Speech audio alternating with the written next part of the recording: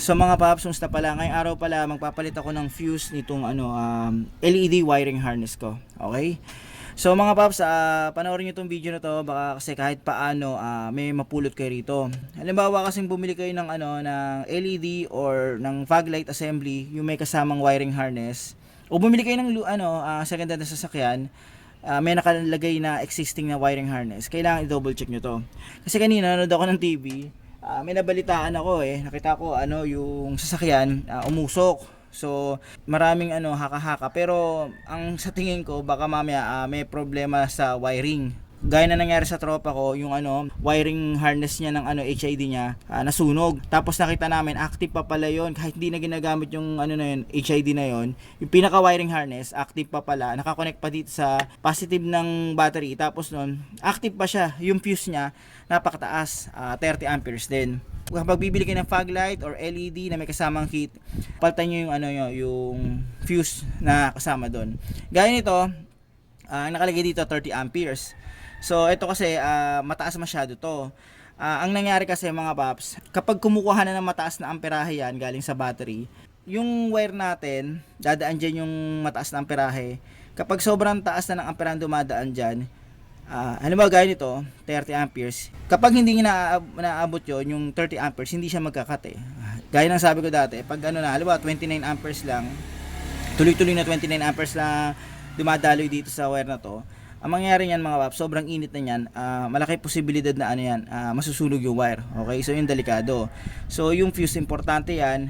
Kasi kung halimbawa ang nakalagay na fuse dito ay 20 amperes, yung daloy ng amperahe dito, kapag umabot ng 20, hindi na magtotodong iinit yan, magkakat na yan. So yun yung kailangan natin gawin dito. Okay, so ito 30 amperes, bumili na ako.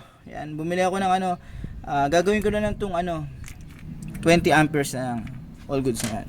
Okay, so palitan na natin yan. Gawin nyo rin to mga paps, magpalit kayo ng fuse para sigurado. Kapag may gatong setup kayo, yan. So gawin ko ng to. Gawin ko muna 15. Kaya naman wala namang problema dun. So 15 muna ilalagay ko. Yan. Okay, so all goods na yan.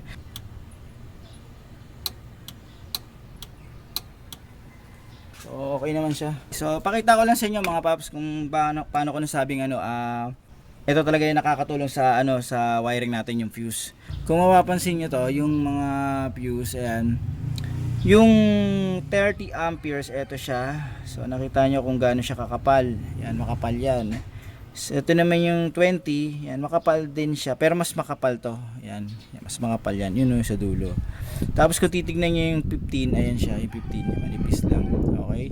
So kapag yan, dumaloy dito yung yung 15 amperes, yan, puputok na yung fuse yan. Okay? So ganun din dito, yan. Pag dumaloy na rito yung 20 amperes, yan, magkakat na yan. Okay? Sa case nito kasi, yan, tingnan nyo yan, ito yung 30 amperes, yan. Bago pumutok yung fuse na yan, dapat 30 amperes. Paano kung 29 amperes yung dumadaloy, tapos dun, hindi to pumuputok? So, mangyayari nun, sunog ang wire nyo. Yan.